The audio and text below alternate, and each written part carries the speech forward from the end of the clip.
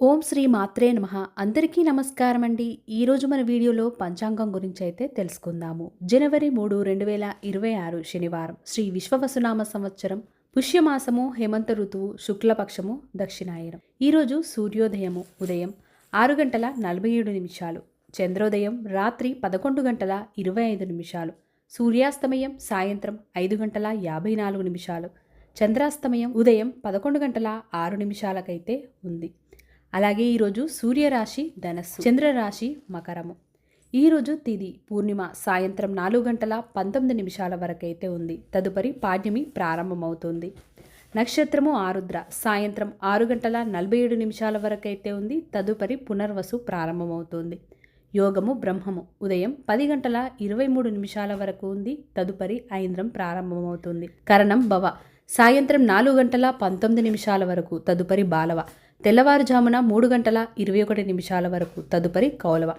అలాగే ఈరోజు శుభ సమయాలు: అభిజిత్ ముహూర్తం మధ్యాహ్నం 12 గంటల నుండి 12 గంటల 44 నిమిషాల వరకు అయితే ఉంది.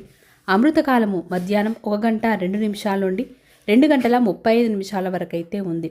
బ్రహ్మముహూర్తం ఉదయం 5 గంటల 12 నిమిషాల నుండి 6 గంటల వరకు అయితే ఉంది.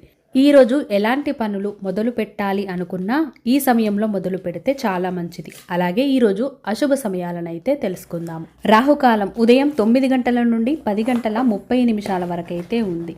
అలాగే యమగండం మధ్యాహ్నం 1 గంట 30 నిమిషాల నుండి 3 గంటల వరకు అయితే ఉంది.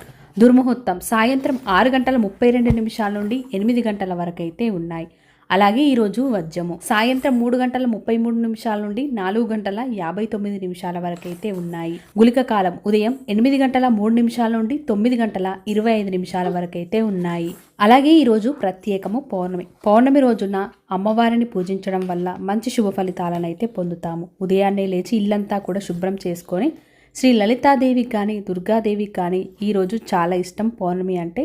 అమ్మవారికి ఈరోజు పూజ చేయడం వల్ల శుభ ఫలితాలను అయితే పొందుతాము. అలాగే శ్రీ వెంకటేశ్వర స్వామికి అయినా కూడా పౌర్ణమి తిథి అంటే చాలా ఇష్టం. ఈరోజు స్వామివారిని పూజించినా కూడా చాలా మంచిది. ఈ వీడియో మీకు నచ్చినట్లయితే తప్పకుండా మీ యొక్క లైక్తో నాకు సపోర్ట్ని తెలియజేసి మరిన్ని మంచి వీడియోస్ కోసం మన ఛానల్ని వెంటనే సబ్స్క్రైబ్ కూడా చేసుకోండి. ధన్యవాదములు.